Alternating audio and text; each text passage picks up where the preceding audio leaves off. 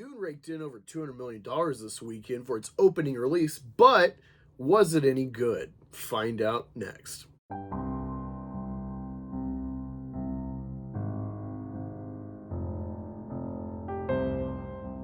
Hey guys, welcome to Black Angus Reviews. Today I'm going to be reviewing Dune, as you gathered from the opening. I know I'm already way behind, almost a week behind everyone's instant reviews, reactions, etc.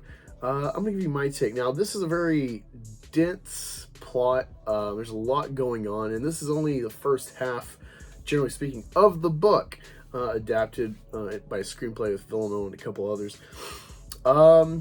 Right off the bat, I gotta tell you, I found this to be a real bore. I am not one that just needs next Star Wars product or whatever, and I just eat it up, and I have no, deep thoughts to critique. But man, this really was a boring ass movie. I'm a huge fan of Denis Villeneuve. My favorite film actually is Arrival by him with Amy Adams. Love Sicario, Prisoners.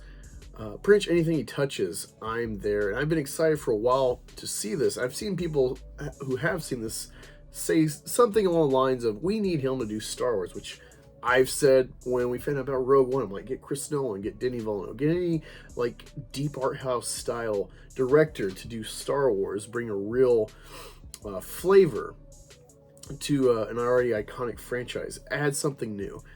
Now I'm kind of like, I don't know. But again, this is a adaptation of an established work that he's coming into. So yeah, visually, man, this is like watching Tatooine for 2.5 hours.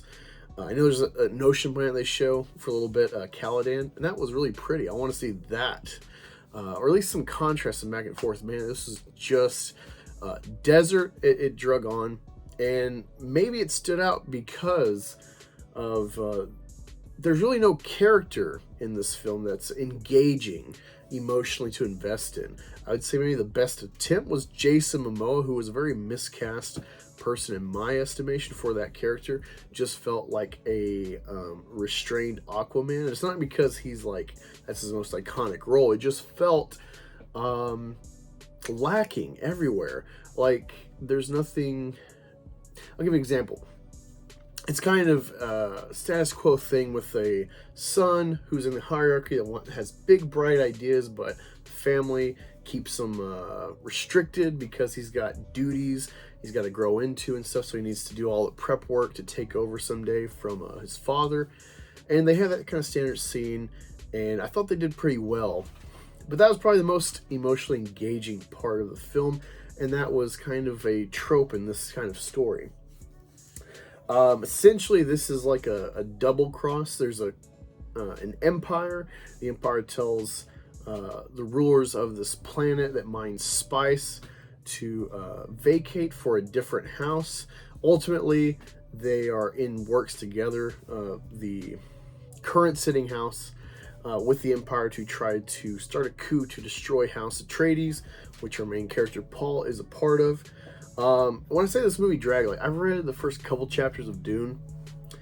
I want to say chapter 2, you get the test of his willpower, what have you, with the box. It took 35-40 minutes to get to that shit in this movie.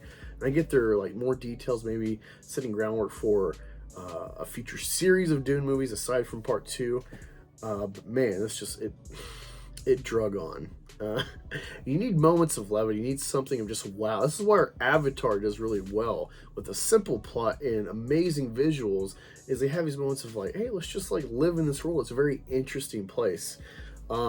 This movie, they give you details about just how shit this whole planet is, even for the well-established kind of Tusken Raider equivalent Fremen people that live out in the wild desert and scrounge for survival. Make suits to reuse their sweat. I was on board, not only for Villeneuve, but there was already talk about this film being a white savior film. And I'm like, ooh, now I'm really interested, because those are buzzwords we hear from SJWs. But man, what an awful film. unless it's a watch party or with a friend or something, I don't ever plan to see this again. I'm not excited at all for part two. Battles. There's only like a battle or two in this film, space-wise, or aerial combat or any of that. But I know Villeneuve is kind of an anti-blockbuster filmmaker, especially with sci-fi.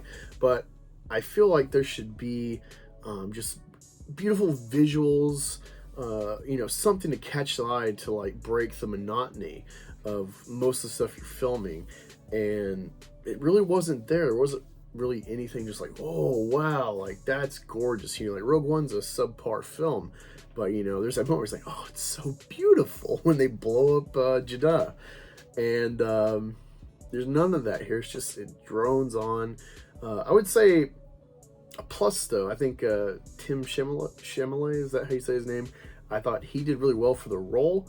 I thought Oscar Isaac, I think this is probably his best performance since Ex Machina or A Most Violent Year with Jessica Chastain. I thought that was really well done. So he did well in his role, but it's just overall there's like nothing to like pull me. I was really excited. At some point I'll probably sit down and read all of Dune, maybe get into the series, but I really think that perhaps, given this is what the third time this book's been made to a movie, maybe it really is just an unfilmable book. Maybe part two could totally be different, but I'm not excited at all for it. Yeah, let me know in the comments your thoughts on this film. Was it just like everything you hoped for being a Dune fan? Or were you somewhere in my camp of like, what the hell is this? I actually fell asleep about midway through. This movie just burned on and on. It's like, what is grabbing me? I don't really care. There's nothing that's like, oh, like I really care about this character's struggle.